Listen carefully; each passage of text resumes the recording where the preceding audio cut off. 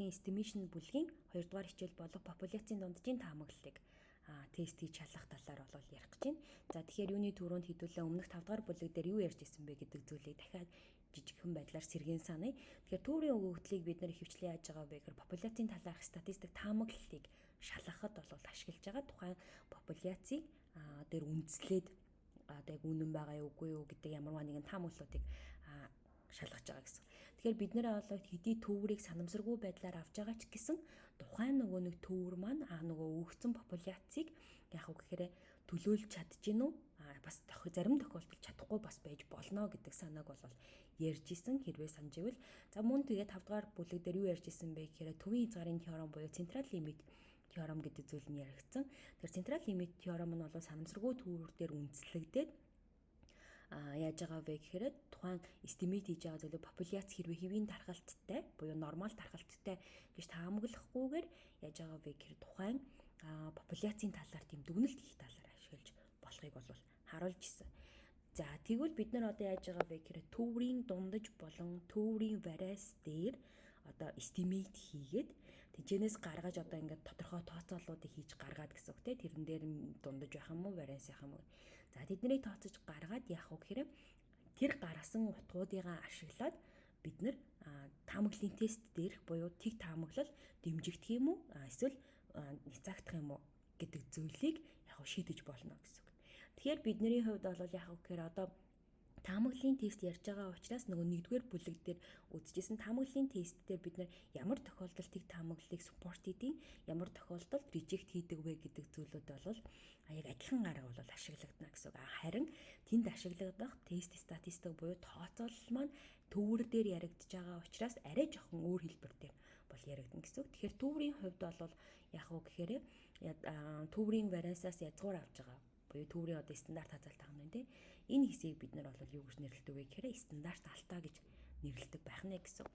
За одоо тэгвэл хэдүүлээ буцаад нэгдүгээр бүлэг дээр хэрвээ нөгөө таамаглалын тест яаж хийжсэн бэлээ гэдгийг л харъя. Энд чинь ерөнхий үндсэн байдлаар нэгтгээ бичсэн байна. Хамгийн эхлээд бид нар яах ёстой вэ гэхээр тухайн өгөгдөл one tailed байгаа мó two tailed тест байгаа мó гэдгээ мэдэх ёстой. Тэгэхээр энээс хамааруулаад яах вэ гэхээр бидний нөгөө significant level маань хэд байх вэ гэдэг маань жишигдэх ёстой гэсэн.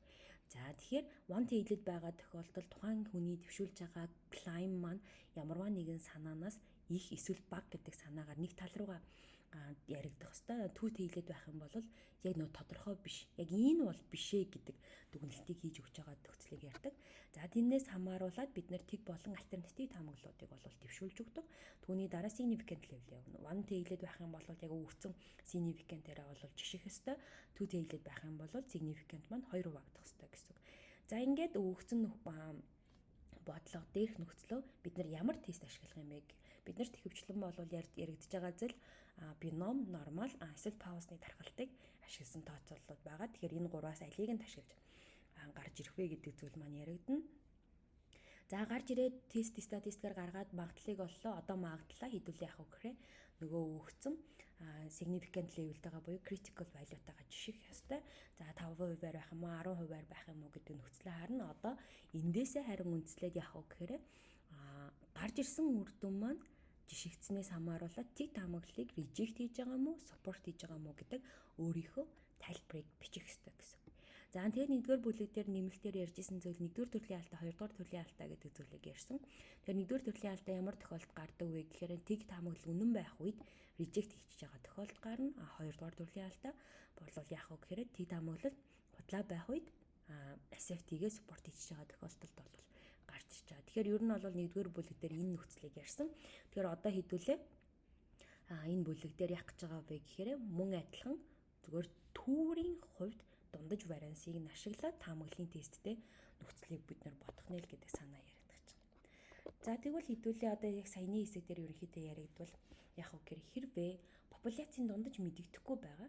Гэхдээ популяцийн dispersion буюу варианс маань мэдэгдэж байгаа тохиолдолд төврийн өгөгдлийг ашиглаад хэдүүлээ яг үгээр популяцийн дундажийн хувьд шалгах дунджийг яг тодорхой утгатай эсхийг шалгах таамаглалын тестийг хийж болно.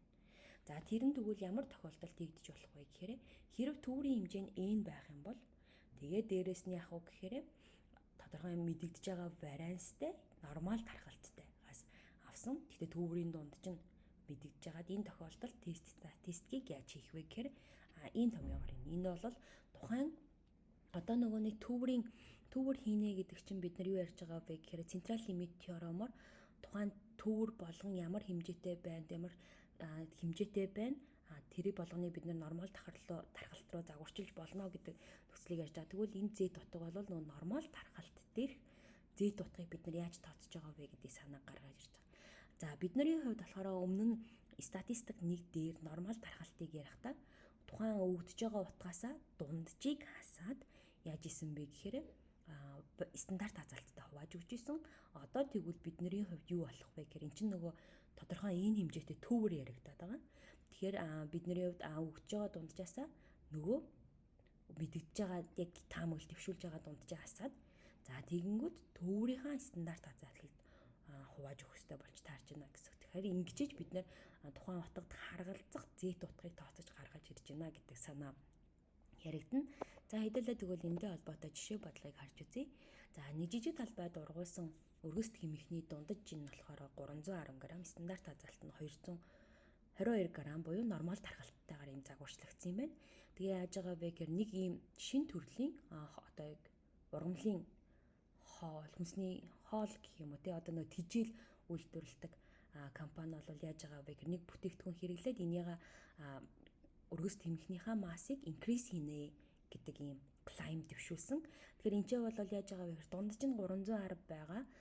Нөгөө өөрсдийн маань бүтээгдэхүүн үйлдвэрлэгч маань өөрсдөө юу гэж байгаа вэ гэхээр claim дээр increase хийнэ гэдэг санаа дэвшүүлсэн байна гэдэг чинь хамгийн эхлээд энэ үгнээс хараад бид нар want хийлээд юм байна гэдгийг харах боломжтой болж ирж байна гэсэн.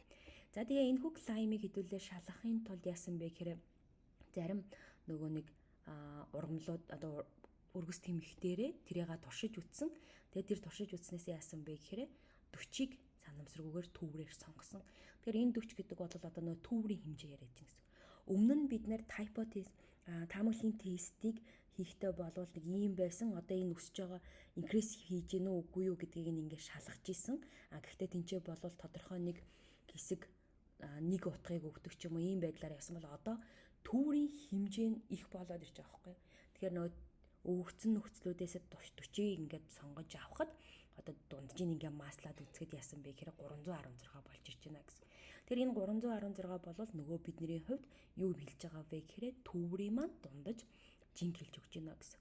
За одоо хэдүүлээ яах вэ гэхээр энэ хүү мэдээллийг ерөнхийдөө 5% ач холбогдлын төвшөнтэйгээр тест хийж үзнэ. Гэхдээ төврийн стандарт хазаалт нь популяцийн стандарт хазаалтайгаа ижилхэн байна гэж үзэх юм байна.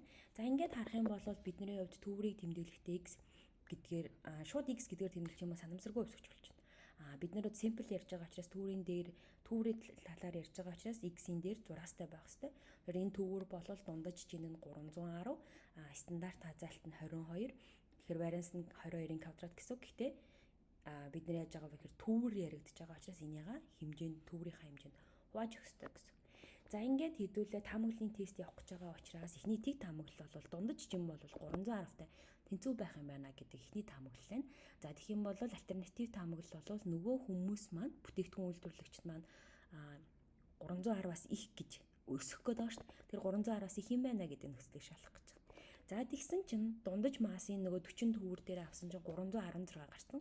Тэр 316-аас их гэдэг нөхцөлийг сонгоно. Нэг их гэдэг нөхцөл маань нөгөө альтернативын таамаглалаас маань гарч ирж байгаа. Тэгэхээр энд нөгөө 300-аас ихсэх гэж байгаа учраас энээс их байна уу гэдгийг шалгаж үзэх гэж байна гэсэн. За ингээд хэдүүлээ хараад үзэх юм бол Z-ийн утгыг хэдүүлээ тооцоолохдоо энд төврийн дунджаас анхныхаа дунджийг хасаад тэгээд хуваах хэвээр. Тэгэхээр бидний хувьд бол энэ ч вариансыг нөхцсөн учраас энэ хэлбэрээр хувааж өгч байна гэсэн. 316-аас 310-ыг хаслаа 22-ын квадрат эндээс язгуур авах хэрэгтэй шүү дээ. Энд варианс байгаа юм чинь. Тэгэхээр 22 язгуурын дор 40. Тэгэхээр z утга маань бол ийм утгаас их болно. Тэгэхээр бид нар нормал дархалт дээр энэ утгаас их байна гэдэг чинь бид нар ямар үйлдэл хийх ёстой вэ гэхээр энэ утгад харгалзах магадлалыг 1 гэдэг утгаас хасах ёстой гэсэн.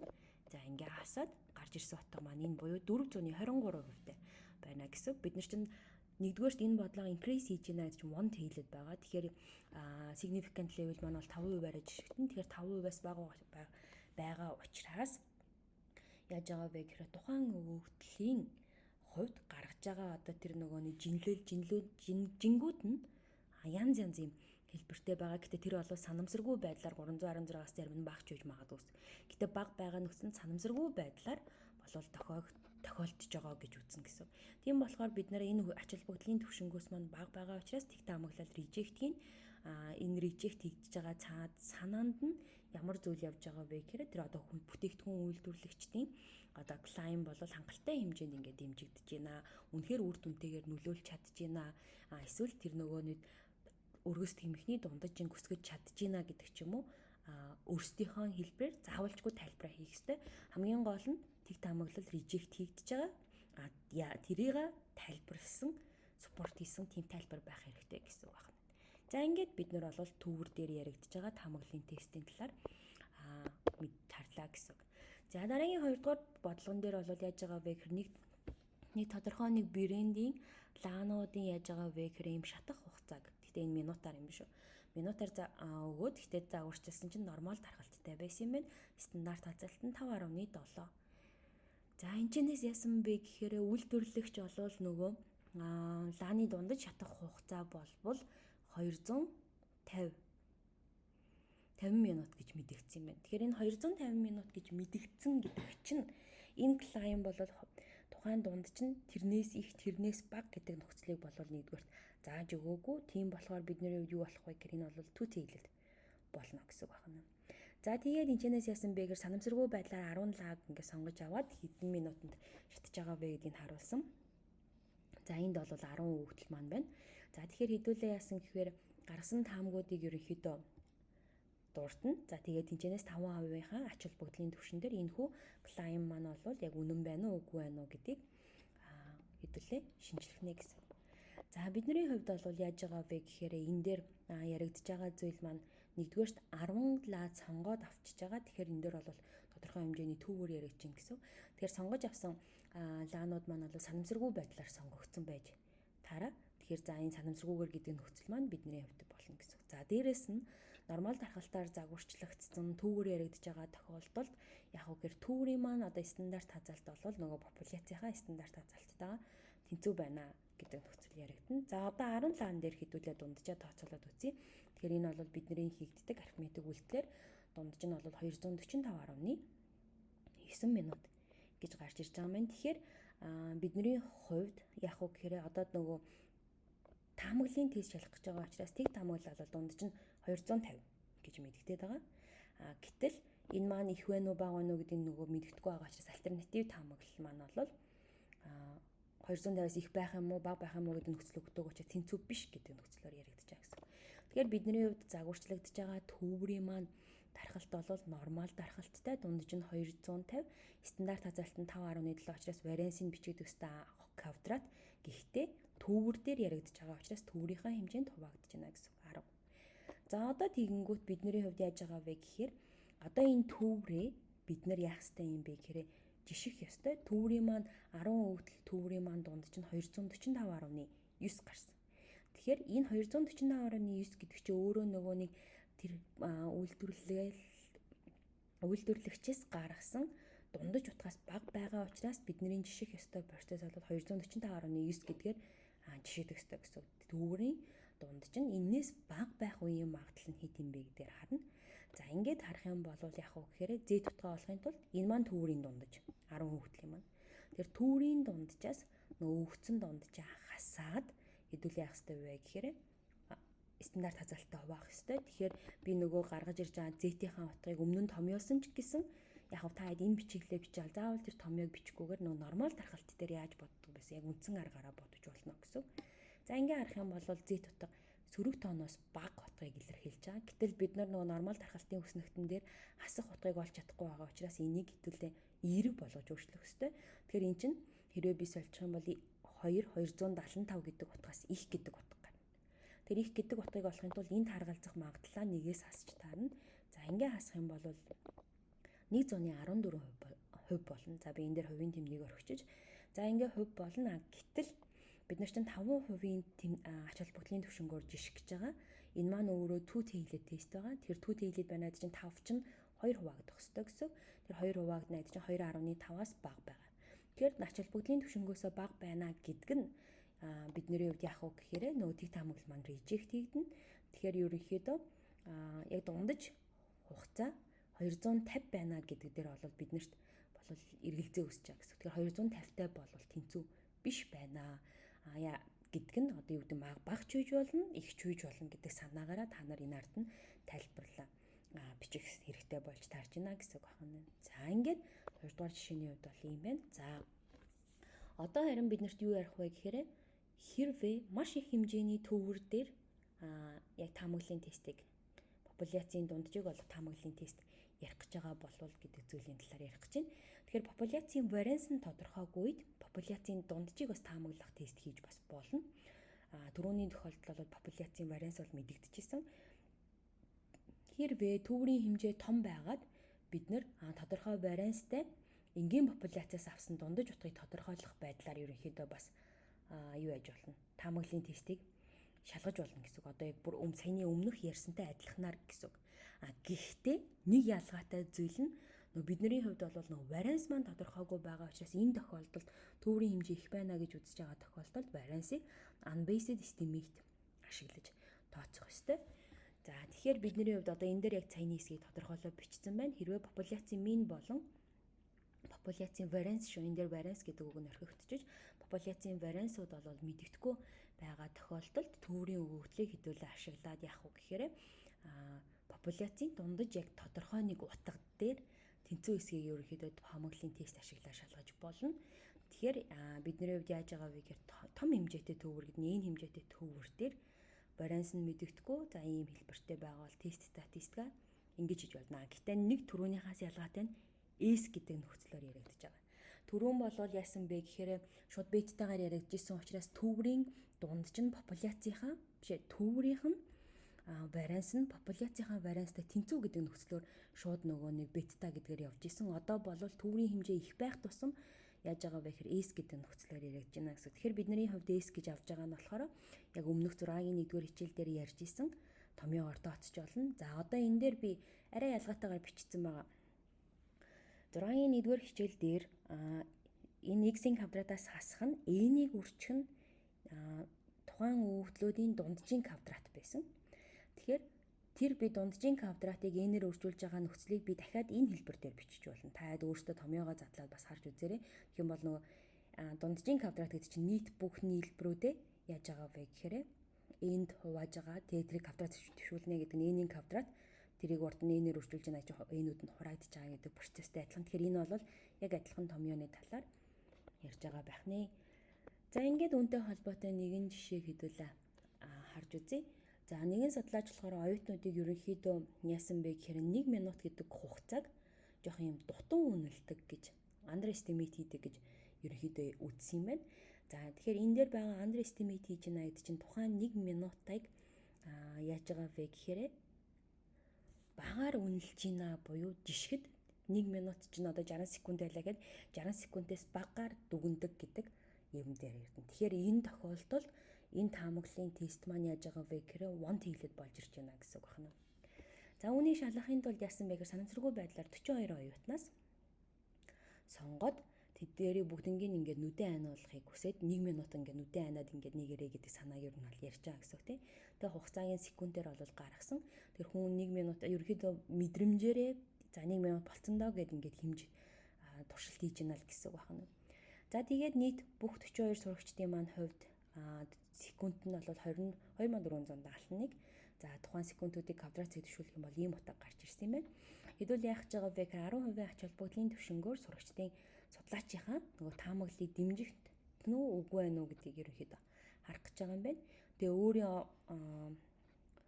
энэ олсон үр дүн дээрээ тулгуурлаад одоо хариултан дээрээ тулгуурлаад ямар зөвлөгөө өгөх вэ гэдэг санаа бол гарч ирж байна.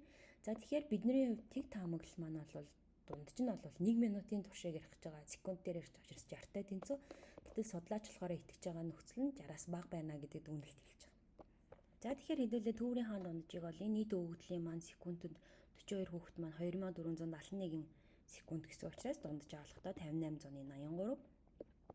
За төврийн хаан вариансыг одоо хэдүүлээ олохдоо нөгөө unbased estimate-ээр тооцох ёстой. Тэгэхээр энэс нэгээр хасагдсан квадрат хэсэг нь за нийлбэрийг квадратыг төшөөлөд n-ийн тоо хувааж байгаа. За ингээ харах юм бол варианс маань 3473 гарсан байна. Тэгэхээр x гэдэг одоо нөгөө төврийн хувьд нормал тархалтаар загварчлагдаад төврийн дундаж маань өөрөө хэд байсан бэ гэхээр бид нар анхнаасаа 60 гэж үтсэн. Гэхдээ варианс нь 3473. Гэхдээ төврийн талаар ярьж байгаа учраас хэдүүл яах гэж байгаа вэ? 42-т хуваагдчих гэж байгаа. За одоо бидний нөгөө жишгэж байгаа зүйл бол яаж байгаа вэ гэхээр 58. Нөгөө тооцоод үзсэн туршилтан дээр 5883 гарсан. Гэхдээ бид нар чинь нөгөө судлаач маань өөрөө тэр өгөгдлөөс бага байна гэдэг нөхцөлийг гаргаж ирэх гээд байгаа учраас 5883-аас бага гэдгийг жишгэж байна гэсэн. За ингээд хэдүүлээ харах юм бол одоо Z тутгаа олохдоо тухайн төврийн дунджаа хаслаа стандарт хазаалттай хуваана. Тэгэхээр 3473-аад 42 туваснаа язгуур авчиж байна гэсэн. Энийг тооцох юм бол Z тутаг хасах 287 гарч ийн. Сөрөг утгаас бага байна гэдэг нь бид нэр сөрөг утга дээрх нормалны хүснэгтэй олж чадахгүй учраас эерэг утгаар шилжүүлнэ. Тэр нэмэх энэ утгаас их. Тэр нэмэх утгаас их байна гэдэг чинь нэгээсээ тухайн өгөгдлөө хасчихна. Тэр энд харгалзах магадлал болоод нэгээсээ хасгаар бидний хувьд 9.9% болж ирж байна гэсэн. Гэхдээ бид нар чинь 10%-аар жишгэж байгаа учраас 10%-аас бага байна гэдэг нь тухайн гарч ирж байгаа хүмүүсийн маань хувьд яаж байгаа вэ гэхээр тэгн таамаглалыг няцааж байна гэсэн.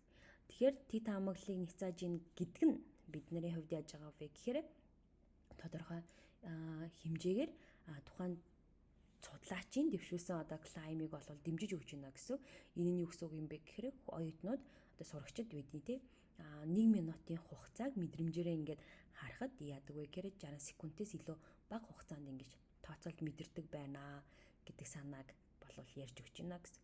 Тэгэхээр ерөнхийдөө 6-гийн 2 дугаар бүлэг дээр төвөрийн талаар яриад байгаа боловч үндсэн санаагаа чи төвөр дээрх нөхцлүүдэл ашиглаа төврийнхаа сайз хуваагаад өгч байгаа болвол тэрнээс босод тооцооллууд бүгдээрээ дандаа нормал тархалтын дээр үйлдэлүүдийг гүйцэтгэж байна гэсэн. Тэгэхээр чи нормал тархалтыг хангалттай гүйцэтгэж чаддаг бол estimate гэдэг бүлэг дээр бол асуудалгүй байна гэж ойлгож болох нэ.